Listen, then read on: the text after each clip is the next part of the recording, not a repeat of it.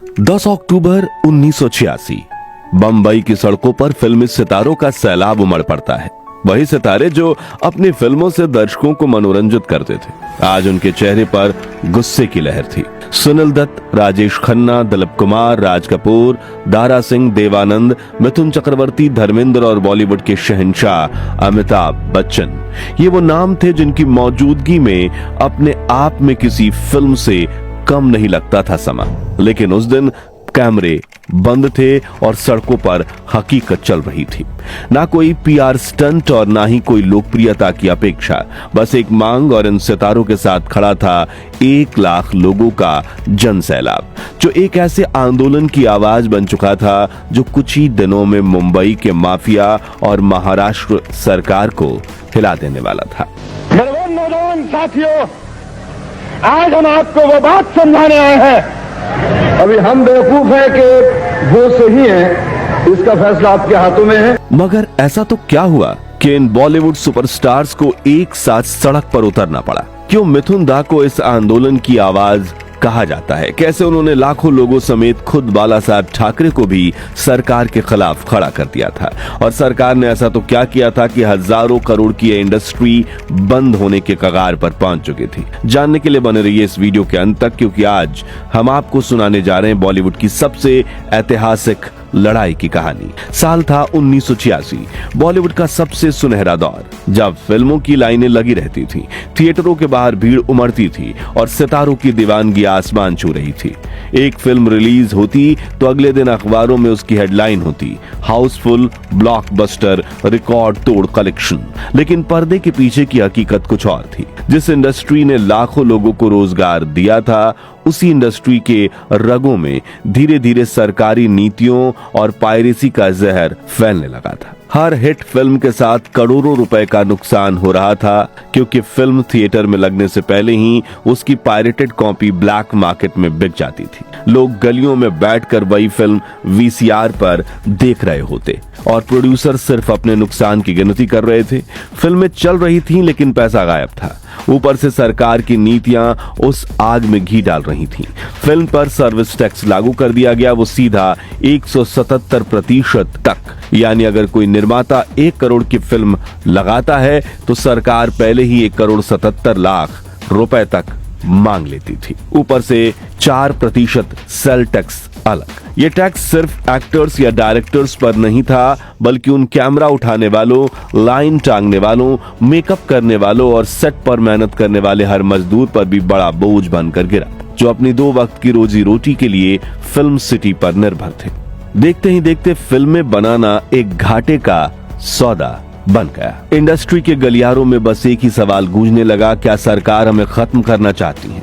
Producers के पास कोई रास्ता नहीं बचा था। उन्होंने सरकार से मिलना चाहा, फाइलें भेजी, आंकड़े दिखाएं, लेकिन जवाब मिला, बस हम देख रहे हैं। वो देखना इतना लंबा खिंच गया कि इंडस्ट्री के सब्र के बांध टूट गए और फिर जुहू के एक होटल में बुलाई गई एक मीटिंग ने बॉलीवुड की तकदीर बदल दी। उस मीटिंग में ना कोई कैमरा था, ना कोई स्क्रिप्ट, वहां सिर्फ सिनेमा को बचाने की लड़ाई की तैयारी थी। राज कपूर, यश चोपड़ा, रमेश सिप्पी, सुभाष घई, वो सब जो अब तक सिनेमा को सपनों की दुनिया में ले गए थे, अब वही सिनेमा को हकीकत में बचाने की रणनीति बना रहे थे। और वहां एक बात तय हुई, अब वक्त है पर्दे से उतरकर सड़कों पर आने का। अब वक्त है अपनी आवाज उठाने का।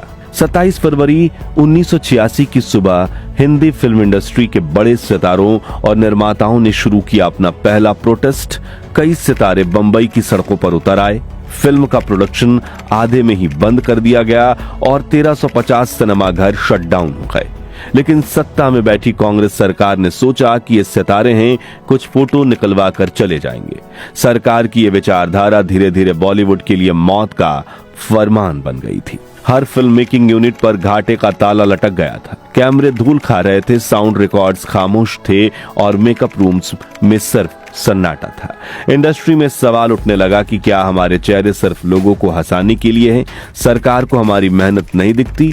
बड़े बड़े नाम मैदान में थे, राज कपूर, दिलीप कुमार, धर्मेंद्र, अमिताभ बच्चन, सुनील दत्त, सब सड़कों पर उतर आए। लेकिन सत्ता के कान में जूं तक नहीं रेंगी। मुख्यमंत्री और कैबिनेट को लगा कि ये बस कुछ दिनों की हड़ताल है। सभी थक कर लौट जाएंगे। मीडिया को ये मजाक लग रहा था। वो हेडलाइंस दे रहे थे बॉलीवुड ऑन द स्ट्रीट्स, मगर इस बार समस्या वाकई गहरी थी। पहले कुछ दिन, फिर महीने बीत गए। इंडस्ट्री का काम रुका ही पड़ा रहा, लेकिन सरकार अब भी मौन थी। और जब हर तरह से दरवाजे बंद होने लगे, तभी कहानी में वो मोड़ आया जिसने इस आंदोलन को ऐतिहासिक बना दिया। सुबह का वक्त था। अंधेरी वेस्ट के एक बंगले के बाहर एक कार रुकी। अंदर से निकला एक लंबा, साधारण कपड़ों में लिपटा शख्स, जिसने अपनी जिंदगी की शुरुआत जमीन से की थी और अब आसमान छू रहा था। वो थे हमारे मिथुन दा चक्रवर्ती, जो बाकी सितारों की तरह टीवी इंटरव्यू देने नहीं गए, बल्कि इस आंदोलन का रुख बदलने सीधा पहुंच गए मातोश्री यानी बाला साहेब ठाकरे के बंगले पर, क्योंकि वो जानते थे कि बंबई में सरकार चाहे किसी की भी क्यों ना हो, चलती सिर्फ बाला साहेब की है। मिथुन दा ने बिना किसी झिझक के उनसे कहा, बाला साहब, ये सिर्फ फिल्म वालों की लड़ाई नहीं, ये मुंबई की आत्मा की लड़ाई है। अगर फिल्में रुक गईं तो इस शहर की धड़कन रुक जाएगी। आगे वो बोले कि फिल्मों ने ही हिंदू, मुसलमान, सिख, ईसाई, पारसी, जैन, बौद्ध सब धर्मों के लोगों को जोड़ रखा है। ये इंडस्ट्री लाखों लोगों को 2 वक्त की रोटी देती है, सरकार को करोड़ों का फायदा करवाती है, लेकिन इन हालातों में एक भी फिल्म बनाना मुमकिन ही नहीं है। बाला साहब ने उनकी पूरी बात सुनी और फिर मिथुन दा को आशीर्वाद देते हुए बोले, इस हड़ताल में मैं तुम्हारे साथ हूं, जाओ। अब अगर कोई धरातल पर तकलीफ हो तो बाला साहब तुम्हारे पीछे खड़ा है। अब सबसे ऊपर तो सपोर्ट मिल चुका था, लेकिन आगे क्या? तब मिथुन दा के दिमाग में घंटी बजी और वो सीधा पहुंच गए फिल्म इंडस्ट्री के union, technician, lightman, spot boy और सेट पर काम करने वाले मजदूरों के पास और भारी आवाज में बोले, दोस्तों, ये सिर्फ स्टार ही नहीं, तुम्हारी भी लड़ाई है। अगर सिनेमा रुका तो फिर अपने घर कैसे चलाओगे? अपने बच्चों को कैसे पढ़ाओगे? क्या उन्हें भूखे सुलाओगे? मिथुन दा की बातों में वो दर्द और गहराई थी जो वो आम लोगों के लिए महसूस करते थे। और बस फिर क्या था, फिल्म सिटी के काम करने वाले लाखों लोग इस हड़ताल का हिस्सा बन गए। अब ये सिर्फ एक फिल्म इंडस्ट्री स्ट्राइक नहीं थी, ये एक आंदोलन बन चुका था। मुंबई की सड़कों पर करीब 1 लाख लोग थे। आगे धर्मेंद्र, मिथुन, अमिताभ, दिलीप कुमार, सुनील दत्त और पीछे खड़े थे वे लोग जो सिनेमा के असली रूप देने वाले थे। वो दिन था 10 अक्टूबर 1986, जब सिनेमा ने अपने कैमरे खुद पर घुमा दिए। मरीन ड्राइव से लेकर जुहू तक सड़कों पर सिनेमा बह रहा था और नारे गूंज रहे थे, हम फिल्म बनाते हैं, सरकार लूट लेती है। जो स्टार कभी मनोरंजन चेहरा था, अब वह समाज के जिम्मेदार नागरिक की तरह अपील कर रहा था। हाथों में कोई बंदूक नहीं थी, सिर्फ एक पोस्टर था जिस पर लिखा था, हम कलाकार हैं, आतंकवादी नहीं, बस इंसाफ चाहिए। ये नजारा कैमरे के लेंस को भी नम कर गया। जो भी कामयाबी होगी वो किसी एक शख्स की कामयाबी नहीं होगी, वो सारी फिल्म इंडस्ट्री की कामयाबी होगी।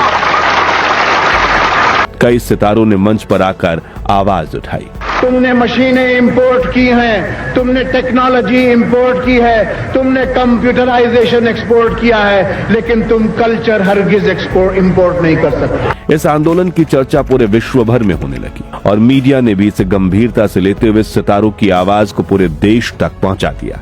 ये कहने के लिए कि हमसे इंसाफ किया जाए, जो हम खुद ही मालिक हैं, हम खुद ही तो इंसाफ देने वाले हैं, इंसाफ करने वाले, हम किससे इंसाफ मांग रहे हैं? अपने आप से इंसाफ मांग रहे हैं। अगले कुछ दिनों तक ये आंदोलन चलता रहा और सत्ता के गलियारों में हलचल मच गई। मुख्यमंत्री कार्यालय से फोन गया, बॉलीवुड के प्रतिनिधियों को बुलाइए, बातचीत करते हैं। मीटिंग बुलाई गई। एक तरफ सरकार के मंत्री और सामने बैठे बॉलीवुड के दिग्गज यश चोपड़ा, राज कपूर, सुभाष घई, अमिताभ बच्चन, धर्मेंद्र और सुनील दत्त। माहौल भारी था। एक लंबी खामोशी के बीच यश चोपड़ा ने कहा, अगर सरकार सच में हमें सम्मान देती है तो ऐसे टैक्स क्यों जो हमारी सांसें रोक रहे हैं? फिर राज कपूर बोले, हम हर शुक्रवार देश को खुश करते हैं, लेकिन हमारी खुशी सरकार छीन रही है। कैमरे की हवा थम गई है और तभी अमिताभ बच्चन ने अपनी गहरी आवाज में जो लाइनें कहीं वो इतिहास बन गई। बिग बी बोले, अगर सरकार ने फिल्म इंडस्ट्री की आवाज नहीं सुनी तो हम फिल्में बनाना